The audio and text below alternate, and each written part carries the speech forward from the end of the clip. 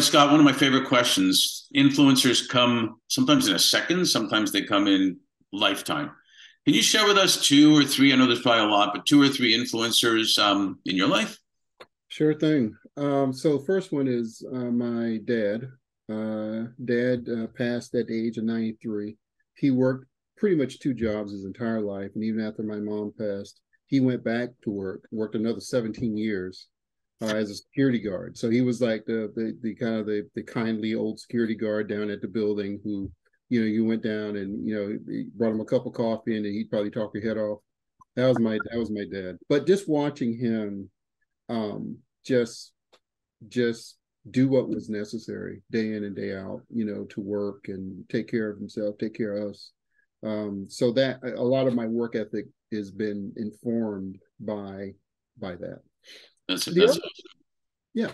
Now the other one is going to be more interesting, but hold on a second. Hold on a second. That's super interesting. I wouldn't, because every single person noticed him. Every single person he probably interacted with, he made a yeah, difference with. He was probably very kind. I'm not yeah, just saying this about it. We miss.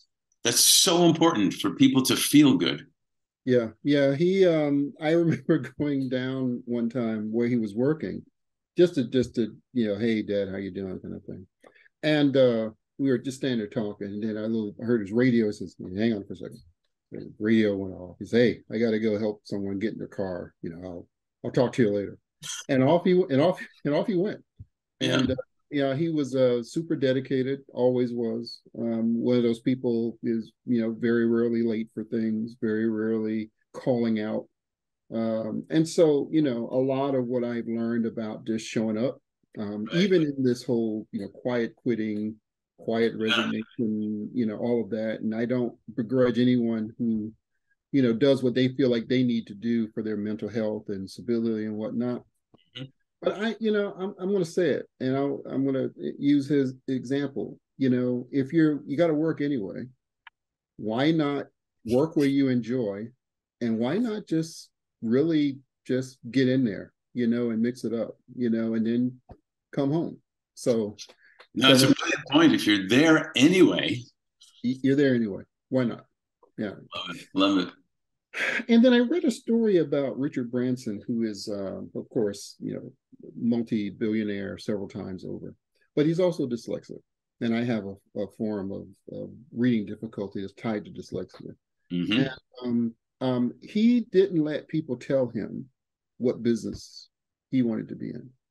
He started off working in a record store and he decided, I want to sell records. Then he says, people like movies. Maybe I'll start a chain of movie theaters. He said, well, people like to fly. Maybe I'll start an airline. Right. While I'm flying, maybe I'll go to the moon. And he just, he sits and he thinks and he just does and he just creates. But he finds great teams of people and great systems to support him to Yep. do those things. So I read that early on, and it just it just really informed the way I approach my job, my work, and so I would say if I had to think of two folks that I think of a lot while I'm doing stuff, believe it or not, my dad, Richard Branson. Well, some people say they're very different, but they're very much the same. Yeah.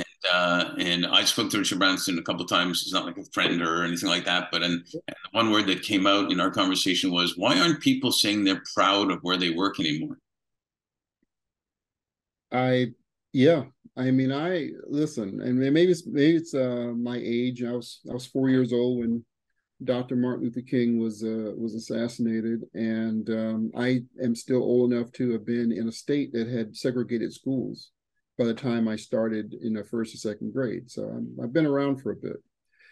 So I'm so this might sound like an old guy, talking here, but again, you got to work there anyway. Yeah. Or work somewhere, or you got to work to do something. Why not be proud of what you're doing?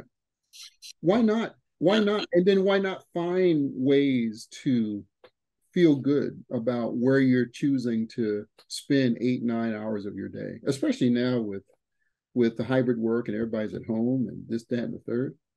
I mean, why bother if you don't enjoy it? Yeah, I guess I'll leave you with a quote that I love of Maya Angelou, who I'm sure you know.